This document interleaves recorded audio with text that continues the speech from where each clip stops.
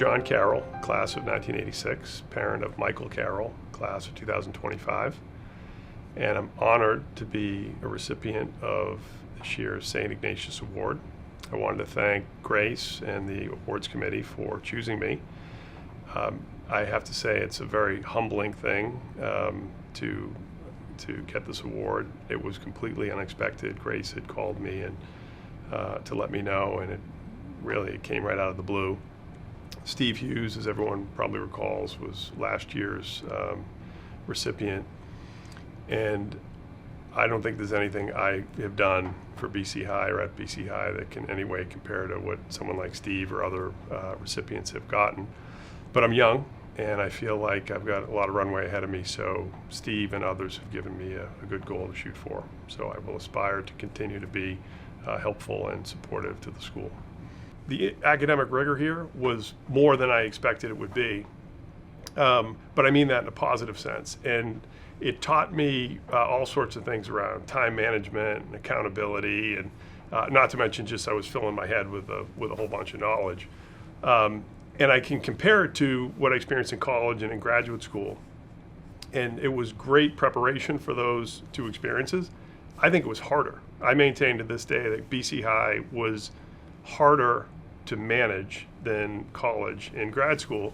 And again, I mean that in a positive way because it prepared me for those things. I look at some of my classmates in college or even in grad school, and they just weren't ready to be able to handle the workload and be able to prioritize and triage projects and that sort of stuff. And BC High prepared me to do that. So I think from an academic standpoint, it was outstanding. I think tuition might have been $1,000 or $1,300 when I was a freshman, and I got a $500 scholarship, and that made all the difference. But it was anonymous, and I don't know who gave it. But I think about that from time to time, and it's one of the things that makes me want to do things to help out at BC High, because there was somebody who was the man behind the curtain who helped me go to BC High, and I'd like to pay that forward to the next generation. My interest in service at BC High is driven, in part by this anonymous donor who made it possible for me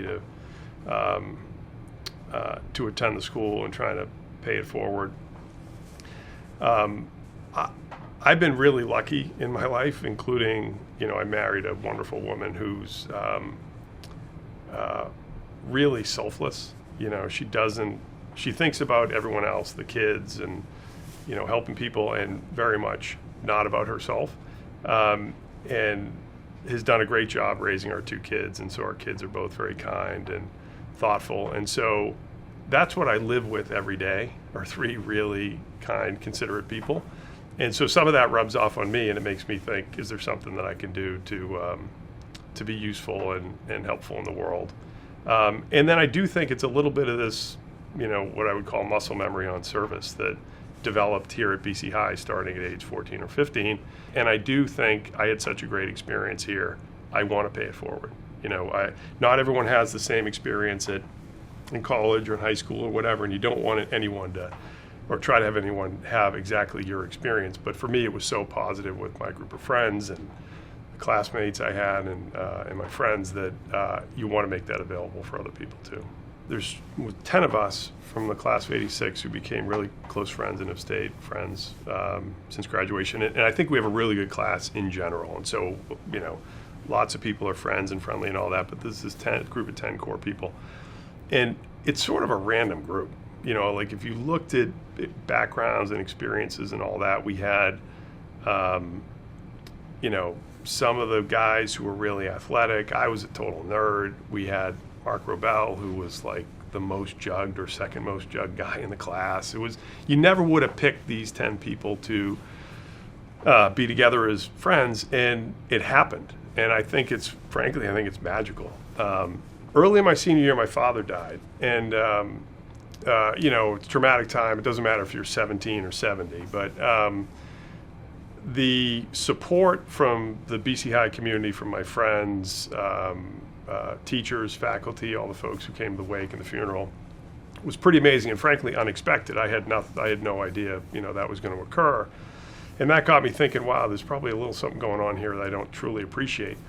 But you fast forward, and it was really later in life, I think, that I had the true appreciation of what a special place it was. And that was partially driven by my relationship with my friends. I've got a very good core group of friends from the class of '86. There's 10 of us that have remained very close over the course of our lives.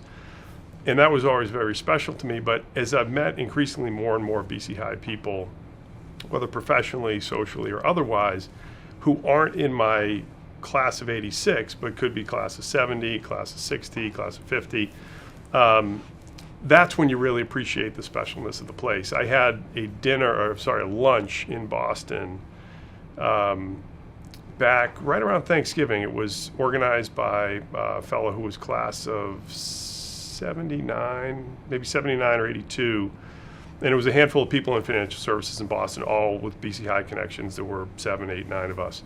And it spanned from the class of, I think, '72 or '73 up through maybe somebody around the class of 2000, most of whom didn't know each other. I happen to have known a couple people prior to, but we're having this lunch, and just based on the conversation and the banter, you would have thought, other than the fact that we were separated in age by, 30 plus years, that we had gone to school together. There were just so many shared experiences and so forth. And it's those experiences that make me, really appreciate the place. It's when you meet somebody who you did not know and had not encountered before, and you feel like there's some special connection you've already got.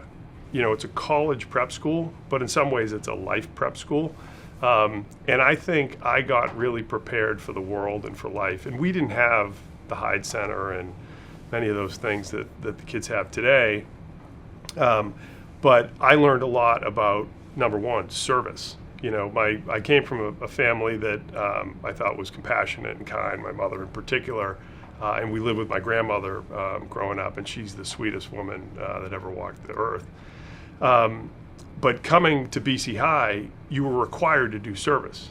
And so I was going through that, a little bit freshman year, more sophomore year, a little bit junior year, and a lot senior year. And I went through those things, and I thought it was just a graduation requirement. But what I was really doing was sort of building a little muscle memory around service, and I found I kind of liked it. You actually gave but got something back.